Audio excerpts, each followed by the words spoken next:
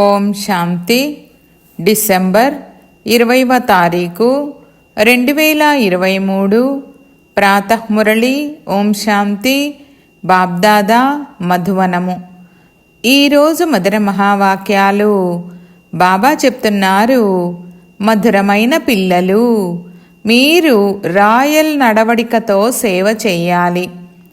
శ్రీమతాన్ని అనుసరిస్తూ బుద్ధిని రిఫైన్డ్గా చేసుకోవాలి. మాతలపై గౌరవాన్ని ఉంచాలి. ప్రశ్న: ఏ కర్తవ్యము ఒక్క తండ్రిదే తప్ప ఇతర ఏ మానవ మాతృలది కాదు? జవాబు: మొత్తం విశ్వంలో శాంతిని స్థాపన చెయ్యడము ఇది ఒక్క తండ్రి కర్తవ్యమే. మనుషులు ఎన్ని కాన్ఫరెన్సులు మొదలైనవి చేస్తున్నా సరే శాంతి స్థాపన జరగదు. శాంతిసాగరుడైన తండ్రి ఎప్పుడైతే పిల్లలతో పవిత్రతా ప్రతిజ్ఞను చేయిస్తారో అప్పుడే శాంతి స్థాపన జరుగుతుంది. పవిత్ర ప్రపంచంలోనే శాంతి ఉంటుంది. పిల్లలైన మీరు ఈ విషయాన్ని అందరికీ చాలా యుక్తిగా మరియు గొప్పగా అర్థం చేయించండి. అప్పుడు తండ్రి పేరు ప్రఖ్యాతం అవుతుంది. పాట: నేను ఒక చిన్న బాలుడిని. ఓం శాంతి.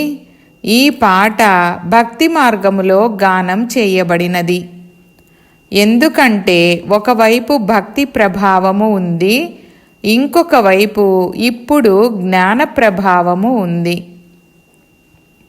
భక్తికి మరియు జ్ఞానానికి రాత్రికి పగలుకున్నంత తేడా ఉంది. ఏ తేడా? ఇది చాలా సహజము. భక్తి రాత్రి, జ్ఞానము పగలు. భక్తిలో దుఃఖముంది. భక్తులు దుఃఖితులుగా అయినప్పుడు భగవంతుణ్ణి పిలుస్తారు. అప్పుడు దుఃఖితుల దుఃఖాన్ని దూరం చేయడానికి భగవంతుడు రావలసి ఉంటుంది. అందుకే తండ్రిని అడగడం జరుగుతుంది, డ్రామాలో పొరపాటేమైనా ఉందా? తండ్రి అంటారు, అవును, పెద్ద పొరపాటు ఉంది. అదేమిటంటే మీరు నన్ను మర్చిపోతారు. మరపింపజేసేది ఎవరు?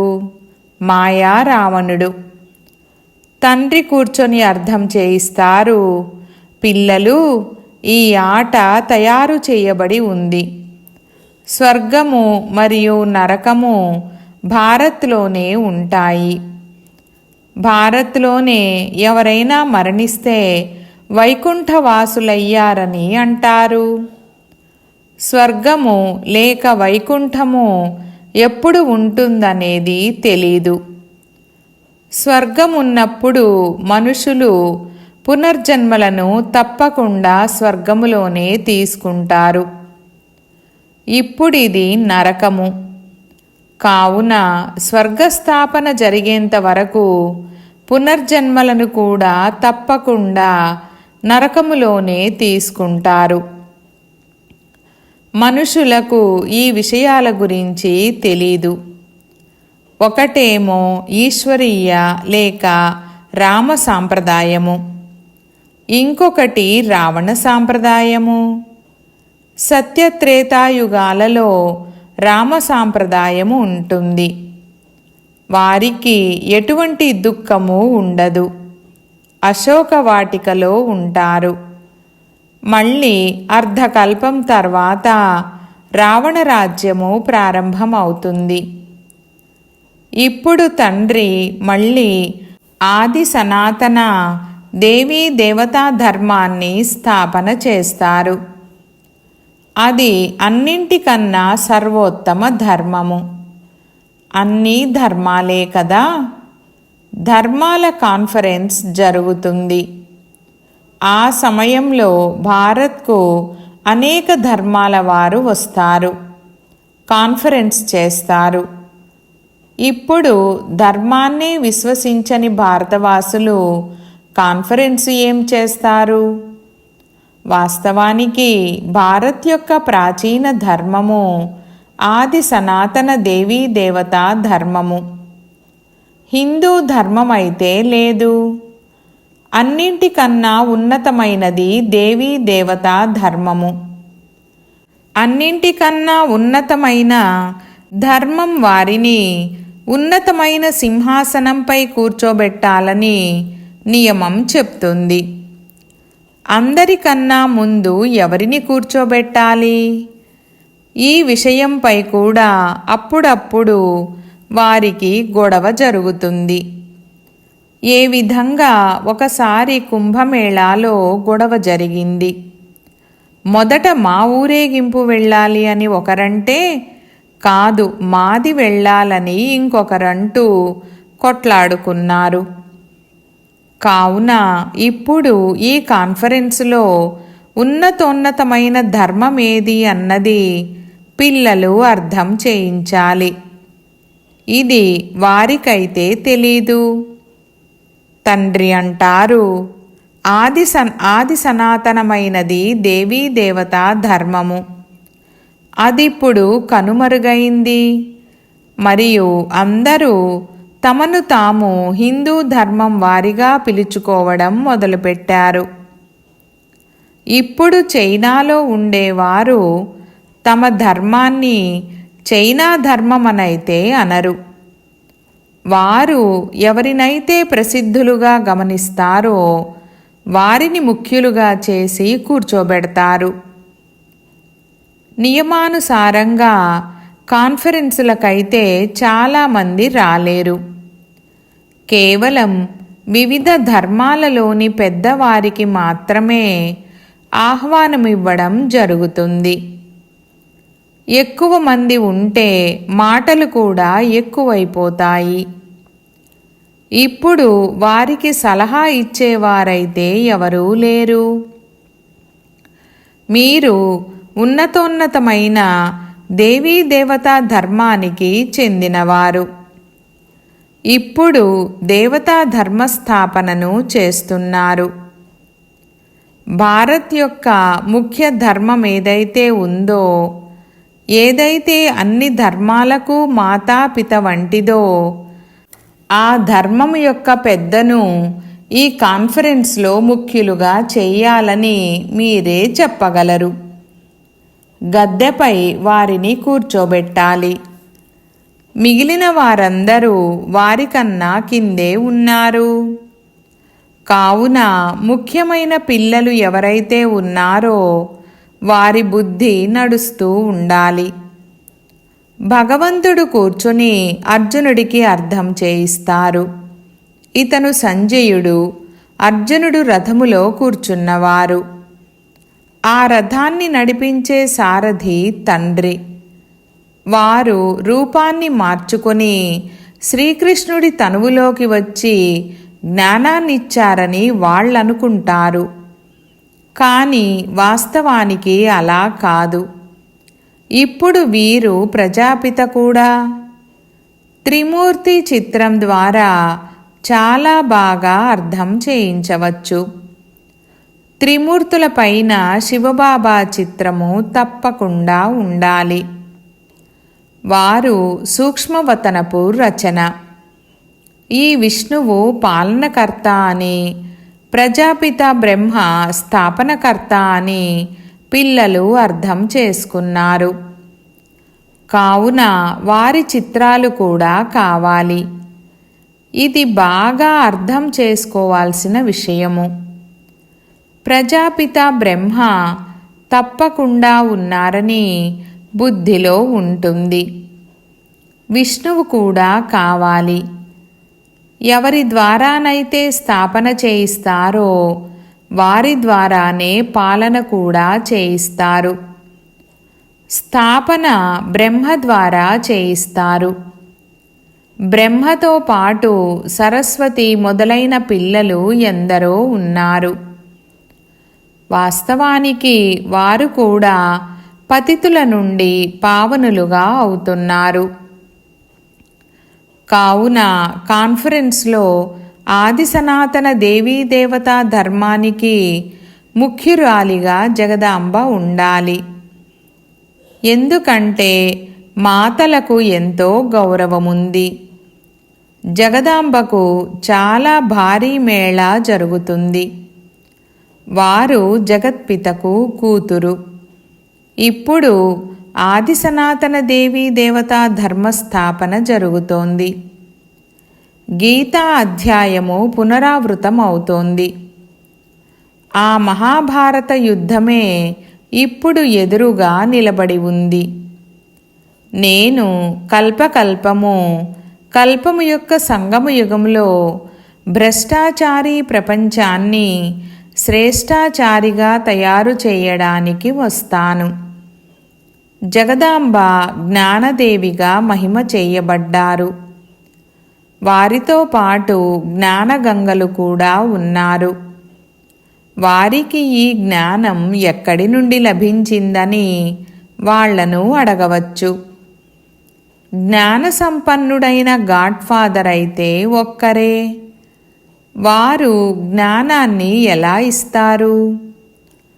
తప్పకుండా వారు శరీరాన్ని తీసుకోవలసి ఉంటుంది. కావున బ్రహ్మముఖ కమలం ద్వారా వినిపిస్తారు. ఈ మాతలు కూర్చొని అర్థం చేయిస్తారు. కాన్ఫరెన్స్లో వారికి పెద్ద ధర్మమేది అన్నది తెలియాలి కదా. మేము ఆది సనాతన దేవీ దేవతా ధర్మానికి చెందిన వారమని ఎవ్వరూ భావించరు. ఈ ధర్మము ఎప్పుడైతే కనుమరుగవుతుందో అప్పుడు నేను వచ్చి స్థాపన చేస్తానని తండ్రి అంటారు. ఇప్పుడు దేవతా ధర్మము లేదు. మిగిలిన 3 ధర్మాల వృద్ధి జరుగుతూ ఉంది. కావున తప్పకుండా దేవీ దేవతా ధర్మాన్ని మళ్ళీ స్థాపన చేయవలసి ఉంటుంది. ఆ తర్వాత ఇక ఈ ధర్మాలేవి ఉండనే ఉండవు. తండ్రి ఆది సనాతన దేవీ దేవతా ధర్మాన్ని స్థాపన చేసేందుకే వస్తారు. శాంతి ఎలా స్థాపించబడగలదని కుమార్తెలైన మీరే చెప్పగలరు. శాంతిసాగరుడు ఒక్క పరమపిత పరమాత్మయే. కావున శాంతిని తప్పకుండా వారే స్థాపన చేస్తారు. జ్ఞానసాగరుడు సుఖసాగరుడు వారే. పతిత పావన రండి, వచ్చి భారత్ను పావనమైన రామరాజ్యంగా తయారు చేయండని గానం చేస్తారు కూడా. శాంతిమయంగానైతే వారే తయారు చేస్తారు. ఇది తండ్రి కర్తవ్యమే. మీరు వారి మతముపై నడవడం ద్వారా శ్రేష్ఠ పదవిని పొందుతారు. తండ్రి అంటారు, ఎవరైతే నా వారిగా అవుతారో, రాజయోగాన్ని నేర్చుకుంటారో మరియు బాబా మేము పవిత్రంగా అయ్యి 21 జన్మల వారసత్వాన్ని తీసుకుంటామని పవిత్రతా ప్రతిజ్ఞను చేస్తారో వారే యజమానులుగా అవుతారు. పతితుల నుండి పావనులుగా అవుతారు. లక్ష్మీనారాయణులే పావనమైనవారు, అందరికన్నా ఉన్నతమైనవారు. ఇప్పుడు మళ్ళీ పావన ప్రపంచ స్థాపన జరుగుతోంది. మీరు శాంతి కొరకు కాన్ఫరెన్సులు చేస్తున్నారు. కానీ మనుషులేమైనా శాంతిని స్థాపన చేస్తారా? ఇది శాంతి సాగరుడైన తండ్రి కర్తవ్యము. కాన్ఫరెన్సులకు గొప్ప వ్యక్తులు వస్తారు. చాలామంది సభ్యులుగా అయితే వారికి సలహా కూడా ఇవ్వవలసి ఉంటుంది.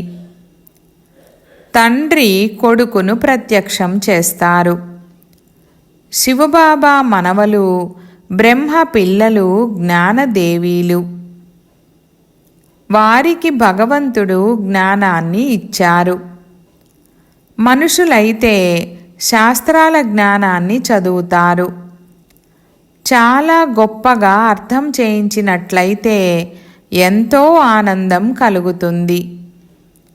యుక్తిని తప్పకుండా రచింపవలసి ఉంటుంది. ఒకవైపు వారి కాన్ఫరెన్స్ జరగాలి, మరొక వైపు ఎంతో వైభవంగా మీ కాన్ఫరెన్స్ కూడా జరగాలి. చిత్రాలు కూడా క్లియర్గా ఉన్నాయి. వాటి ద్వారా వెంటనే అర్థం చేసుకుంటారు.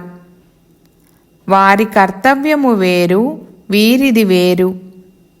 అందరూ ఒక్కటే అన్నట్లు ఉండదు కదా. అన్ని ధర్మాల పాత్ర వేరువేరుగా ఉంటుంది.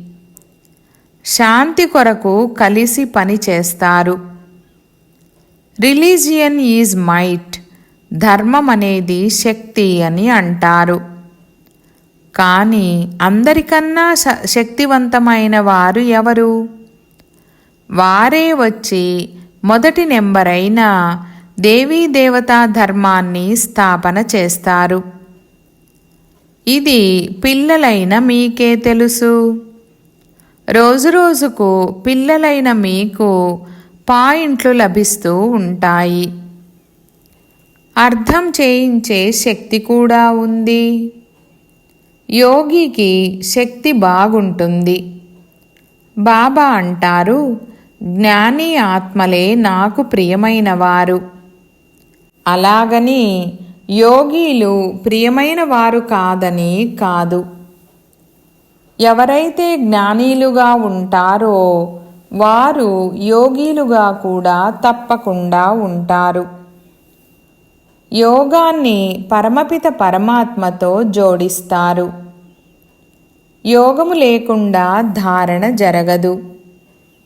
ఎవరికైతే యోగము లేదో వారికి ధారణ కూడా ఉండదు. ఎందుకంటే దేహాభిమానం ఎంతగానో ఉంటుంది. ఆసురీ బుద్ధిని దైవీ బుద్ధిగా తయారు చేయాలని తండ్రి అర్థం చేయిస్తారు. రాతి బుద్ధిని పారసబుద్ధిగా తయారు చేసేవారు తండ్రి అయిన ఈశ్వరుడే. రావణుడు వచ్చి రాతి బుద్ధి కలవారిగా చేస్తాడు. వారి పేరే ఆసురీ సాంప్రదాయము. దేవతల ముందుకు వెళ్ళి మాలో ఏ గుణాలు లేవు, మేము కాములము, కపటులము అని అంటారు. మాతలైన మీరు బాగా అర్థం చేయించవచ్చు. మురళిని వినిపించేందుకు అంతటి ధైర్యము, ఉత్సాహము కావాలి. పెద్ద పెద్ద సభలలో ఇటువంటి విషయాలను వినిపించవలసి ఉంటుంది. మమ్మ జ్ఞానదేవి. బ్రహ్మను ఎప్పుడూ జ్ఞానదేవుడని అనరు. సరస్వతి పేరే గాయనం చేయబడింది. ఎవరికి ఏ పేరు ఉంటుందో ఆ పేరునే పెడతారు. మాతల పేరును ప్రఖ్యాతం చెయ్యాలి. కొంతమంది గోపులకు ఎంతో దేహాభిమానం ఉంది. బ్రహ్మకుమారులమైన మేము జ్ఞానదేవులము కాదా అని అనుకుంటారు. అరే, స్వయంగా బ్రహ్మయే తమను తాము జ్ఞానదేవునిగా పిలిపించుకోవడం లేదు. మాతలపై ఎంతో గౌరవాన్ని ఉంచవలసి ఉంటుంది. ఈ మాతలే జీవితాలను మార్చేవారు. మనుషుల నుండి దేవతలుగా తయారు చేసేవారు. మాతలు కూడా ఉన్నారు, కన్యలు కూడా ఉన్నారు. అధర్ కుమారి యొక్క రహస్యాన్ని ఎవరు అర్థం చేసుకోరు.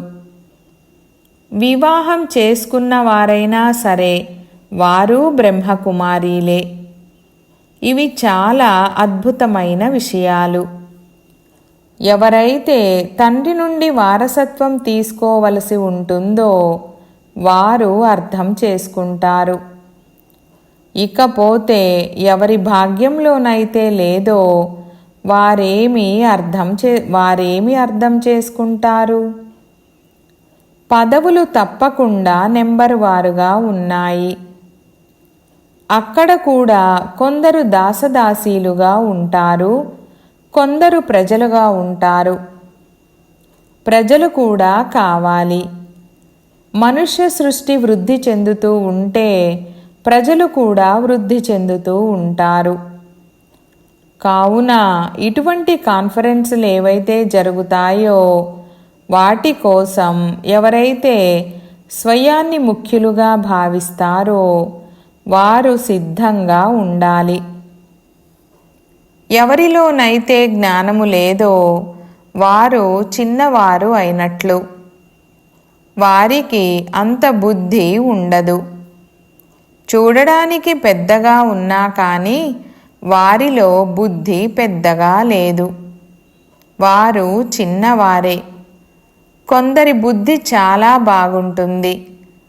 మొత్తం ఆధారమంతా బుద్ధిపైనే ఉంది. చిన్న చిన్న వారు కూడా చురుకుగా ముందుకు వెళ్ళిపోతారు. కొందరు అర్థం చేయించే విధానంలో చాలా మధురత ఉంటుంది. మాట్లాడటం చాలా రాయల్గా మాట్లాడతారు. వీరు రిఫైన్ పిల్లలని భావించడం జరుగుతుంది. నడవడిక ద్వారా కూడా షో జరుగుతుంది కదా. పిల్లల నడవడిక చాలా రాయల్గా ఉండాలి. రాయల్గా ఉండనటువంటి పని ఏది చెయ్యకూడదు. పేరును అప్రతిష్ట పాలు చేసేవారు ఉన్నత పదవిని పొందలేరు. శివబాబా పేరును అప్రతిష్ట పాలు చేస్తే అర్థం చేయించే హక్కు తండ్రికి కూడా ఉంది.